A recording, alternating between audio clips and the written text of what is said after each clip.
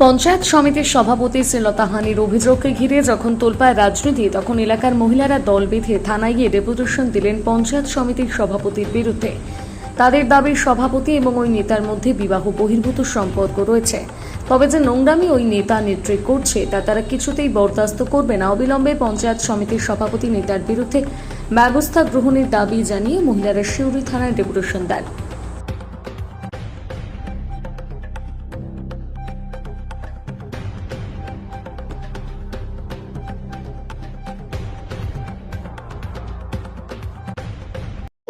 পঞ্চায়েতের অঞ্চল নেত্রী।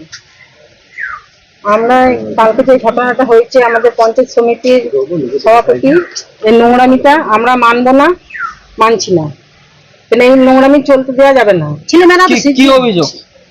মানে অনেকদিন থেকে ওদের ওই দুজনের সম্পর্ক ছিল, যাওয়া আসা করতো। নিয়ে ওই লালন বলে যে ছেলেটা সাঁইতের ওখানে রাস্তাতে, ওইখানে ওনার একটা বাড়ি আছে, ওই বাড়িতেই নাকি ওনারা মানে দেখা করতে যেত। নিয়ে কালকে নাকি সবাই মানে ওদেরকে ওখানে ধরেছে বললো। তো আজকে কি জন্য এসেছিলেন থানায়? আমরা থানায় এসেছি, মানে এই নোংরামি আমরা মানবো না। মানে ছেলে মেয়েরা বড় হচ্ছে, তারপরে আমাদের মহিলাদের তো মানে নিজে একটা পঞ্চায়েত সমিতির বউ আছে, আমাদের বাড়িতে সামনে এনাদের বাড়ির পাশে। আমি তো পঞ্চায়েত সমিতি এসেছি। কি নাম আপনার? আশারানী দে। কোন পদে আছেন? আমি অঞ্চল নেত্রী। কি কাকে কি বললেন? কি বলবো, এটাই ব্যাপার যে যে ওইটা নোংরামো করে চলবে না। সবাই সমাজে বাস করতে গেলে সবাই তো ঠিকঠাক থাকতে হবে। এরকম ভাবে যদি এরকম করে সব ছেলে মেয়েরা তো শিখবে এটা। এটাই বলো। রূপা দিয়া এরকম রুমে আছে। এটা পরিষ্কার করে নাম দুটো বলুন। কে? লালনদা আর রূপা। কি করছিল? কি জানতে পেরেছে এটাই যে ওই রুমে ছিল ওরা 2টা থেকে 5টা অব্দি। আপনাদের ওখান থেকে কিভাবে ধরেছেন? ধরেছেন, আরো ছেলে মেয়েরা ধরেছে। কি অবস্থায় বের?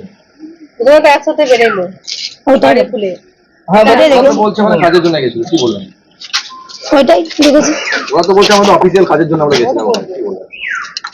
সেটা তো কিছু আমরা একসঙ্গে ঢুকেছি, একসঙ্গে থেকেছি, সেটা তারপরে সেটা অনেক কিছু তো বলতেই পারে। এখন আজকে কোথায় জানালেন? বললেন? হ্যাঁ বললাম। আমরা কোন দল করেন?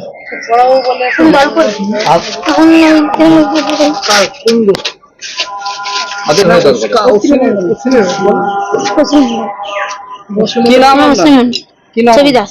কি পদে আছেন? পঞ্চায়েত মেম্বার। দল তো একটা।